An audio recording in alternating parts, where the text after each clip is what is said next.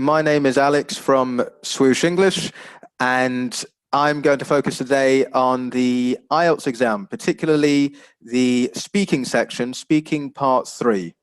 So I'm going to go through some tips relating to this section of the exam and provide a little bit of practice afterwards so that we can put some of these tips into practice. So I've had quite a lot of experience working with the IELTS exam. I've been working with it over the past 7 years. So hopefully you'll find some of these tips quite useful. So let me start sharing some with you now. So here we are, IELTS practice mock exam tips for speaking part 3. So in this class, we are going to focus on strategies related to speaking part 3 of the IELTS exam. So just to start with then, I'm going to go over the format of the exam, just so we can be refreshed on that. And the format for part 3 is Q&A. So it's question and answers, which is the same as it is for part 1. The examiner asks a question, you give a response. The examiner asks another question, you give a further response, etc.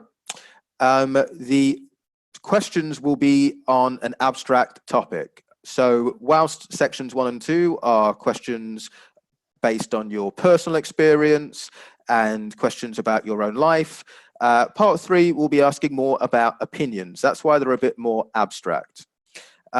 Also for part 3, the topic will be linked to that of part 2. But whereas part 2 was asking about your own personal experiences, part 3 will be asking about your opinions related to that topic. It will be broader than just talking about yourself.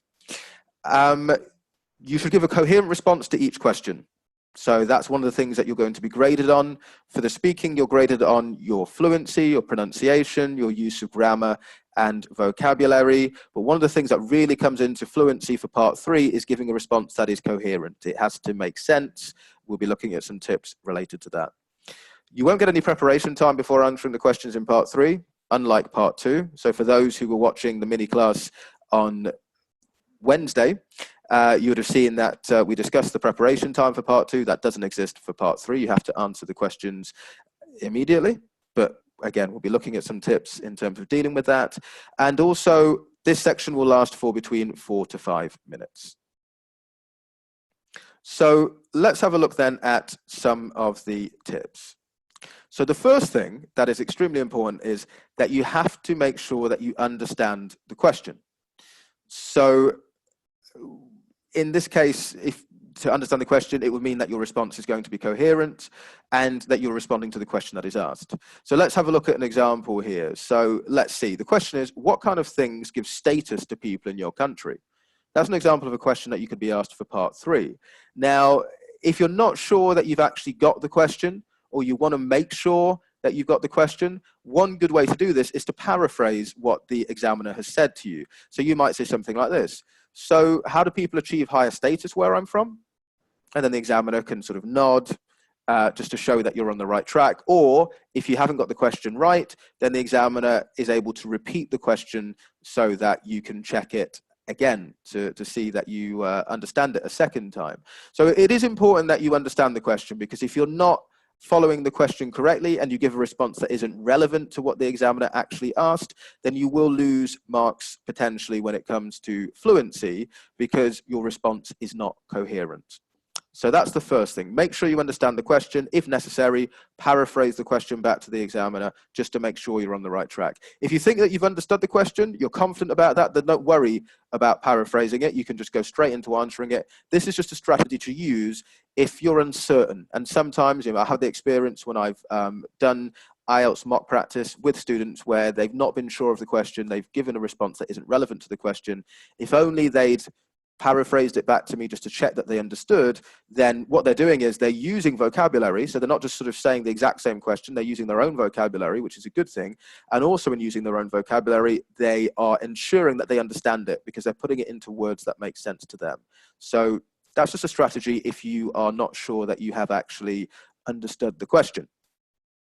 Don't do this too much though, obviously in the exam, because if you do it too much, then that in itself could have an issue, because it might show that there's a problem in terms of your general understanding. But it's just something to do if you're unsure. Okay, the next tip. Use time-buying phrases. So going back to that question that we just looked at before, I'll just go back very quickly. What kind of things give status to people in your country? Immediately, you may be uncertain as to exactly how to answer that question. So it's useful sometimes just to give yourself a couple of seconds to think, to construct your answer. So here are some useful phrases which you could put into practice. So you might say, that's an interesting question. Couple of seconds it gives you in order to buy some time before giving a response. Or I've not thought about that before. Again, just gives you a couple of seconds. Or another one, I'm not sure about that, but, and then you go and give an answer to the question. Or finally, a final example I've got here, that's a difficult question to answer. So the useful thing about these phrases is that you can use them instead of just pausing and having that kind of dead time while the examiner is waiting for you to give a response. In using these phrases, you are continuing the interaction, you're demonstrating a level of fluency, you're doing what you would do in a conversation naturally if you weren't certain about a response that you wanted to give. And again, you're avoiding that pause. So you're continuing your fluency by using phrases such as this. A final tip that I want us to look Alexander. at today. Yeah. Hi, Alexander, can you hear me? Yes, I can, yeah. Hi. Thank you very much, Alex. I just wanted to make a point of that. Actually, I did a video about time-buying phrases to the LaFora nurses a few weeks ago. So if you've not seen that, definitely check it out. But yeah, you're absolutely right. Those time-buying phrases, I see LaForans again and again and again. And you can say yes in the chat box if in your IELTS speaking exam where students, they don't know what to say, they don't know how to generate ideas, and then they just stay silent, Alex. They just stay silent, and they don't know that they could use these time-buying phrases that you've got on screen right now. You know, these 4 phrases, but there's lots of others as well that you could use. They just don't know that they could use these, that they are at their disposal to use at any time that they are not sure what to say, and they need a few more seconds, like Alex said, to think about what they want to say next. So that's really, really important. And I think it's a great tip. And make sure you are writing down, you've got a pen and paper and you're writing these tips down. I should have actually said at the beginning. So we have got a huge announcement very, very soon that we are going to tell you about. And you can see the link in the description box, all about our 100% scholarship program that we're going to be telling you about later on. So after Alexander has done the IELTS speaking class with you, we are going to tell you more and more about that. Please let me know if you're excited about the announcement, because I've been teasing it for the last couple of days. So just say, yes, I'm excited in the chat box. The other thing before Alexander continues is make sure you tag your friends, colleagues, any other LaForans in here that you are that you know well, who really would benefit a lot from this IELTS.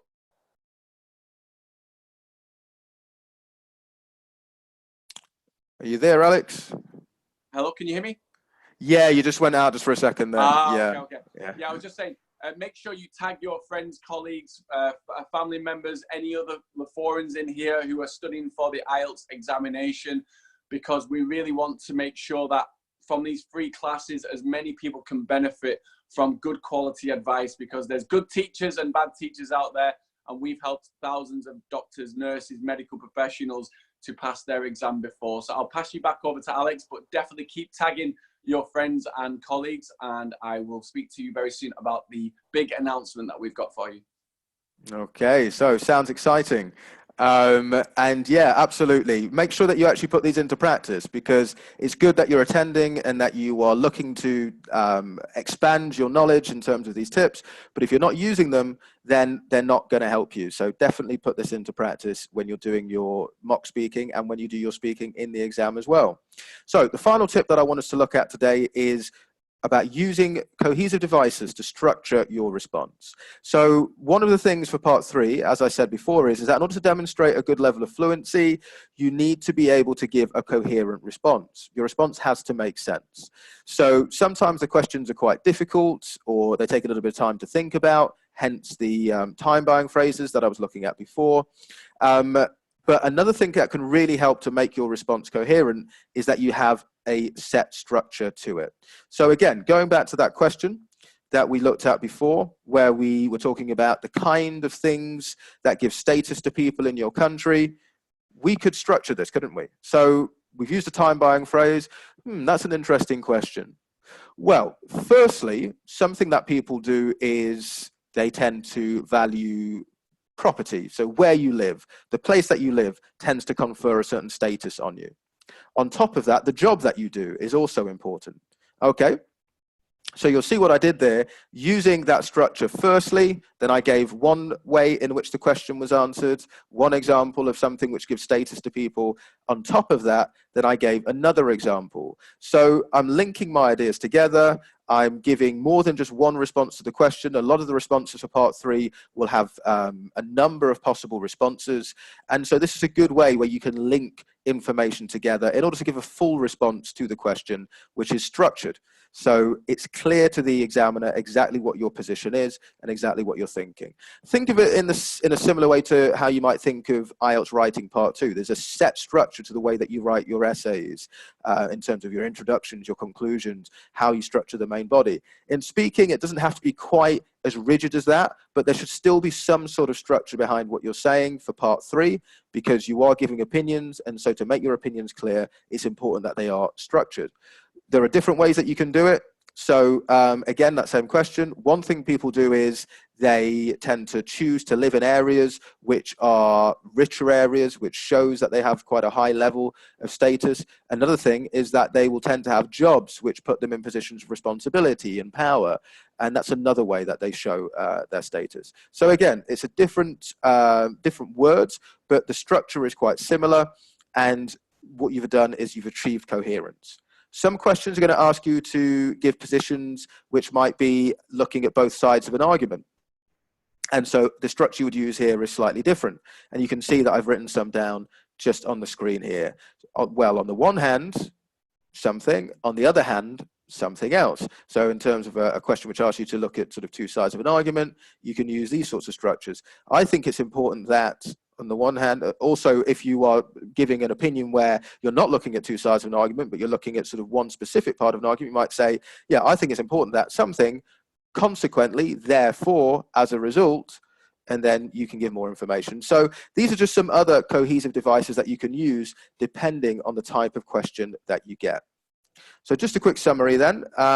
Make sure you understand the question to begin with. It's important that you give a response that is coherent, and in order to do that, you have to make sure you follow the question successfully.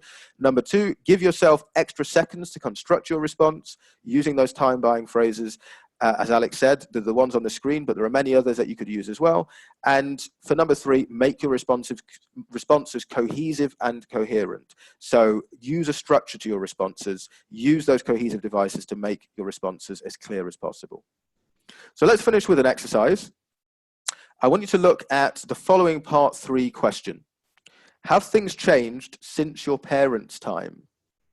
Okay, so quite a broad question, but you've got to give a response to it. So first of all, I want you to think about ways that you might paraphrase the question. If you're not sure exactly what the questioner has said to you, then, how might you do this? Secondly, I want you to think of a time-buying phrase you could use at the beginning of your answer. Okay, so how have things changed since your parents' time? What's a time-buying phrase you could use just to give you that little bit of space to construct your answer? And then finally, think of some phrases you could use as you structure your response. So we looked at some structuring phrases before, some cohesive devices. Which could you use? Which would be appropriate for this sort of question? So I just want to give you a couple of minutes to share your ideas. Thank you, Alexander. So please let us know in the chat box if you are going to take part in the exercise that Alexander has provided you, which you can see on screen. We've got Chess watching, Sapphire, Lika, who's watching whilst he's on duty. I like your priorities, Lika. Emmeline, I'm excited.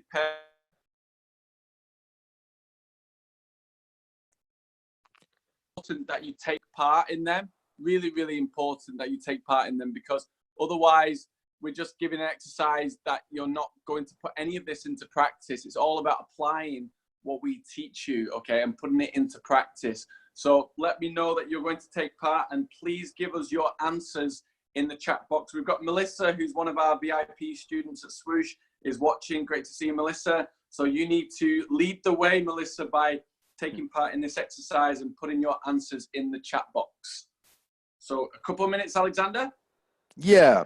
Just to give responses to each of those points. Fantastic. Okay, so please put your responses in the chat box for us. Okay. So we'll see what comes through. I'm not seeing responses coming through my side. I don't know if you've got any coming over on your side. No, not at the moment that I can see. So Laforans, I know you're all hardworking. You need to take part in this exercise. Please put your responses in the chat box. Let's see who's going to apply all the theory and the tips that Alexander's been providing today. So you've got 3 questions in there. Think of how you could paraphrase the question to check you've understood. Think of a time-bound phrase you could use to allow you to structure your response. So remember, Alex gave 4 examples previously, 5-10 minutes ago. So can you remember those, or can you think of your own? And then number 3, think of some phrases you could use to structure your response. So let us know. Absolutely. Okay. We give you 1 more minute or so. Okay, yeah. See what comes up. And remember, there are many different ways of doing this. Each person is going to have their own individual style when it comes to speaking and communicating. So as long as it's grammatically correct and lexically correct, then there's no right or wrong answer to this. It's just a way in which you would communicate naturally in this sort of circumstance. Imagine that you're at the pub and your friend who likes to talk about politics or culture or whatever it is comes up with a question from the clear blue sky that you weren't necessarily expecting. What would your first response be? You know, what phrase might you use to begin with just as you process that information, and then what kind of structure might you use just to make sure your response is really clear? That's the sort of way you want to be thinking about it.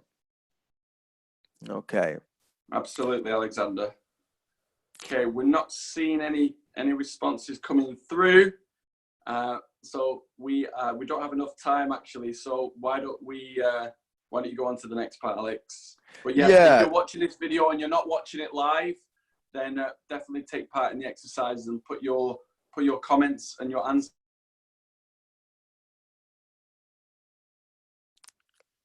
Yeah, still absolutely. Answer them later on. Yeah, absolutely. Okay, so what I'll do is I'll just look at some examples of how you could have responded to this question. Again, this is just one way of doing it. There are many ways of approaching these sorts of tasks, but this is a way that I might have done it.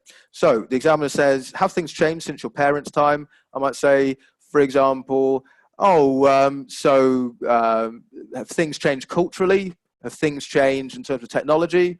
Just to make sure I'm on the right track. The examiner's not going to be able to say too much in terms of the interaction, but they'll probably just sort of give you a nod, or they might just sort of repeat the question in such a way as to make it clear that you're on the right track. In terms of a time-bound phrase, obviously I looked at some before. Any of them are appropriate that you can use in this context. So yeah, that's something I've not thought about so much before, or that's quite an interesting question. Gives you a little bit of time, and as you're giving yourself that bit of time, you want to think to yourself, okay, what sort of structure am I going to use in response to this?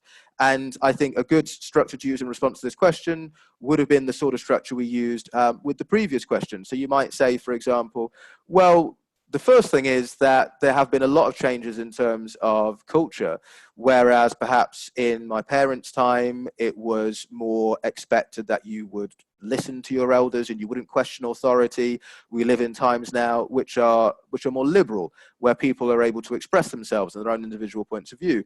Another way in which things have changed is that now we have more access to technology. So much of our lives are based online, meeting people online. It means that we almost have a greater global connectiveness because of the fact that we are able to do these things in a technological way. So that's one structure you could have used. There are many different structures you could have used. You could have used a structure which was a contrasting structure. You could have said, well, on the one hand, things have changed because of the fact that we do now have access to greater technology. But on the other hand, a lot of things still remain the same. We still have similar cultural values. We still have a similar appreciation of our sort of history. So you can even sort of take the question on from that perspective as well, looking at sort of contrast. So number of different possibilities there. The key is that you find something that you feel comfortable with that allows you to have a little bit of time to construct your answer to make sure that your answer is as coherent as possible. So you're getting those top scores when it comes to fluency and coherence. Absolutely, Alexander. We've actually had a response from G. Lugnut. Thank you very much for taking part. She says, I think she's used a time-buying phrase here. I've not thought about that before, but I guess a lot of changes have been done since my parents' time. Absolutely, well, yeah. Yeah, that's a good one. That is a good one, yeah. Yeah, exactly. Yeah. Absolutely. So really good tips from Alexander today. Thank you so much. Is there anything else you'd like to add, Alex? I think that's covered it really. Just what you were saying before and just what I was saying before. If you found these tips useful, I hope you have. Put them into practice. Put them into practice with your mock practicing. If you've got a speaking partner, or if you join in any of our classes, put it into practice. The more you put it into practice, the more natural it's going to be, and the better you'll be able to do it in the exam. Absolutely, Alexander. Thank you very much. So everyone, I'm going to now tell you a little bit more about the big announcement that we've got. But just for a moment, I'm going to recognize a few people, a few LaForans who are watching right now. Isla Accorda tagged her friend.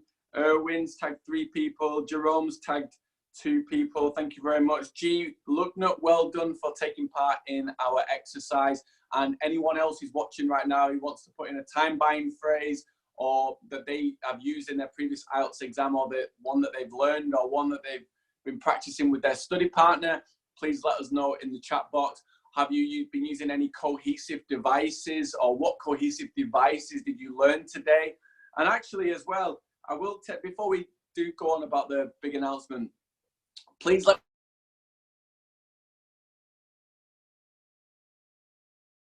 can put in the chat box on Facebook here in the forum one thing that you didn't know before, or one reminder of something that you think, okay, I must do that in my IELTS speaking exam whenever I take my exam soon. Okay, so please let me know what is the one thing that you learned. So Cheryl, Aubrey, Sapphire, Jerome, Erwin, Isla, G. Lugnut, Precious, Chess, lots and lots of people watching right now. What is it that you learned today that you didn't know before, or it was a reminder for you? Please let me know in the chat box. Okay, one thing that you didn't know before, please let me know. Let's see what responses come through, everyone, because it's all about reviewing the tips that we've given you and then putting them into practice afterwards. So that's why I said to you, make a note, have a pen and paper in front of you and write down what you learned today. Okay, and also let me know, do you want us to continue here at Swoosh English? Do you want us to continue doing some of these short Facebook Live classes? Let me know if you would like us to continue doing these. We will try to do them. And we'll try to do them when we can, basically. But let us know, was this helpful today? What can we do moving forward to support you? Okay, because I need to know your responses. I need to know whether these are helpful or not. Okay, we only want to run these for you if we know that they're going to help and support you. I'm just looking here on Facebook Live just to see what responses are coming through.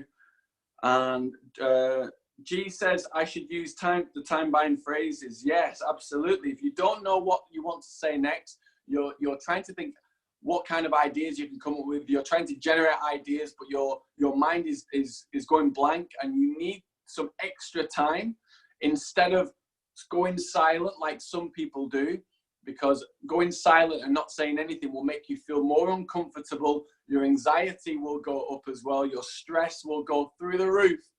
But with these time-buying phrases, it just gives you that extra little bit of time that you might need, that little extra time that you might need to think of what you want to say next.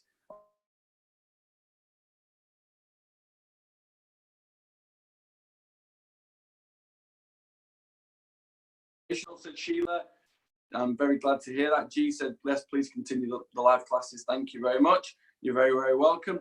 So we've had a couple of people saying what they learned today. Please let us know what else you learned. Also, make sure you keep tagging your friends in these free Facebook Live videos so we can really help as many nurses as possible to achieve their American dream. That's what this is all about.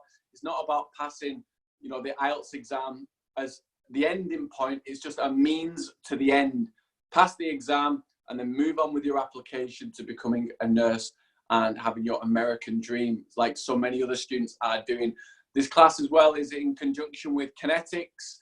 So Kinetics are involved with us as our partner on this big announcement that we've got. So is everybody ready for me to tell you more about how we can support you? Please let me know. Say I'm ready in the chat box. Say I'm ready in the chat box if you would like to hear what the big announcement is.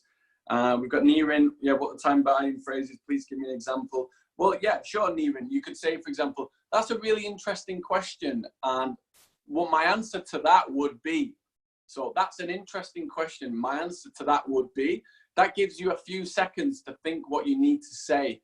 If you've got a part 2 topic card and you're not sure what to say, or for example, you've had a, you know, as Alexander talked about in part 3 today, where the examiner is asking you questions and you don't know what to say immediately, then you've got a few seconds to think about the words after, during the period of time where you are saying the time-bound phrase. So, for example, the examiner could say something like, "How do you feel that education should be running in 2019?" Or how do you think? What do you think of the education system in 2019 in your country? And, you know, then you might not be able to immediately think of an answer. So if you could say, okay, that's an interesting question about my view on education in my country, in the Philippines, what I would say is, you've got 4 or 5 seconds there where you can really think of what to say next. Okay, so that's another time-buying phrase where you can use the time-buying phrase and then specify it. Okay, specify it to the question that you were asked. So you paraphrase the question as well. That's really important. So lots of people, it's my first time to watch live classes, Alex. I don't have any ideas. Okay, lots of people saying, I'm ready, fantastic. Okay, good. So anyway, the big announcement is, and I'll keep my phone in my hand to check your responses.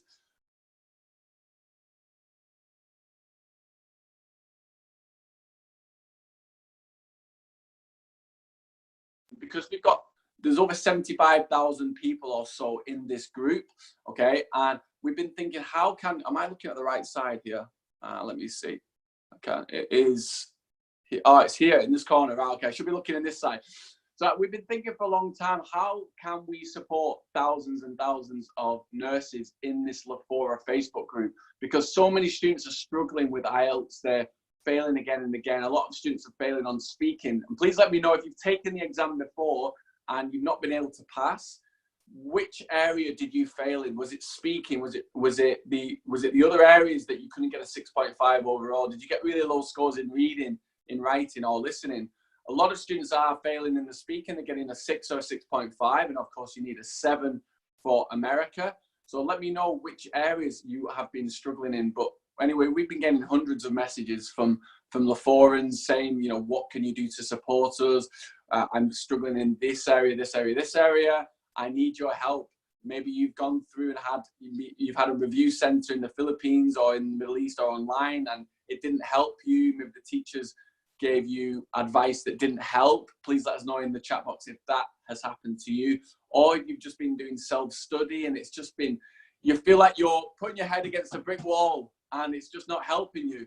And you know that with these kinds of classes, that little small classes that Alexander and I and other teachers here at Swoosh have been giving you over the last 9 to 12 months, you can see that this is the kind of support you would need. So please let us know what kind of study you've been doing, what difficulties you've been facing, and we can